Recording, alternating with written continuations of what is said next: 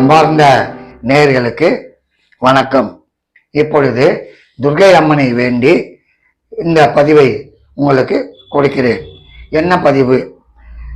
அதாவது ஒரு ஜாதகத்திலே லக்னத்திற்கு 2, 7, 8 இந்த வீடுகளிலே 12 இந்த வீடுகளிலே பாவிகள் இருந்தால், அதாவது லக்னத்திற்கு 2 சூரியன் இருந்தாலும், லக்னத்திற்கு 2 ராகு இருந்தாலும், லக்னத்திற்கு 2 சனி இருந்தாலும், லக்னத்திற்கு 7 சூரியன் தனித்திருந்தாலும், லக்னத்திற்கு 7 சனி இருந்தாலும், லக்னத்திற்கு 7 ராகுவோ கேதுவோ இருந்தாலும், லக்னத்திற்கு 8 சூரியன் இருந்தாலும், லக்னத்திற்கு 8 சனி இருந்தாலும், கேதுவோ அல்லது ராகுவோ இருந்தாலும், 12 சூரியன் இருந்தாலும், 12 சனி இருந்தாலும், ராகுவோ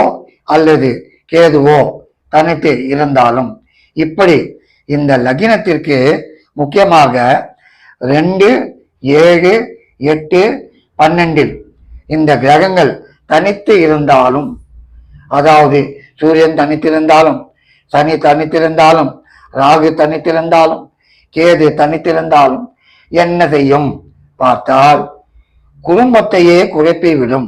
சரி, அது மட்டுமல்ல, குடும்பத்தை முதலில் கொடுக்குமா? கொடுப்பதில்தான் தகராறு. குடும்பத்தை கொடுப்பதில்தான் தகராறை செய்யும். பல ஜாதகங்கள் பார்த்து பார்த்து பார்த்து சலித்து விடுவார்கள். ஏனென்றால் 2 சூரியன் இருந்தாலும், 2ஆம் இடத்தை சூரியன் பார்த்தாலும், 2ஆம் இடத்திற்கு சனி இருந்தாலும், லக்னத்திற்கு 7 சனி இருந்தாலும், லக்னத்திற்கு 12 சனி இருந்து லக்னத்திற்கு குடும்பஸ்தானத்தை சனி பார்த்தாலும், 12 சூரியன் இருந்து குடும்பஸ்தானத்தை சூரியன் பார்த்தாலும், முக்கியமாக இந்த பாவிகள் அதில் சூரியன் வெகு பிரச்சனை பிடித்தவன். ஆம், அதாவது புராணத்திலே சொல்லுவார்கள், சூரியனோடு மனைவி வாழவில்லை. ஏனென்றால் அவ்வளவு உக்கிரம் அந்த கிரகம். அந்த லக்னத்திற்கு 2 சூரியன் இருந்து, அல்லது லக்னத்திற்கு 2 சூரியன் இங்கிருந்து 7ஆம் பார்வையாக பார்த்தாலும், 12 பார்வையாக பார்த்தாலும் குடும்பத்தை சீக்கிரம் கொடுக்காது. ஆகவே நீங்கள் மணமகன் தேர்ந்தெடுக்கும் பொழுது முக்கியமாக லக்னத்திற்கு 2, 7, 8, 12 சூரியன் இருக்கிறதா என்று பாருங்கள். மற்றது எல்லாம் பின்னால் தான் பார்க்க வேண்டும். ஆம், இது முக்கியமானது. ஏனென்றால் சொத்துக்கள் அரண்மனை அளவு, ஆனால் வாழ்க்கையோ பிச்சைக்காரன் வாழ்க்கையாக இருக்கும். அப்படி செய்து விடுவான் சூரியன். நிம்மதியை கொடுக்க மாட்டான். பிரமாதமா இருக்கும் சொத்து, நிம்மதியே இல்லையா, என்னையா வாழ்க்கை. ஆனா சொத்தா அங்கலாண்டு இங்கலாண்டு 8 ஏக்கரா 10 ஏக்கரா, காடுகளும் நிம்மதி இருக்காது. சூரியன் அப்படி செய்து விடுவான்.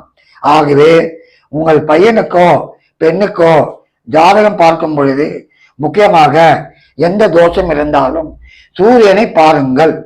2, 12, 7, 8 சூரியன் இருந்தால் நிம்மதியான வாழ்க்கை வராது, என்னுடைய அனுபவம். ஆகவே சரி, 2 சூரியன், 12 சூரியன், 8 சூரியன், 7 சூரியன், சனியோ கேதுவோ ராகுவோ தனித்து இருக்கிறது, சூரியன் இருக்கிறது, நிம்மதி வராது.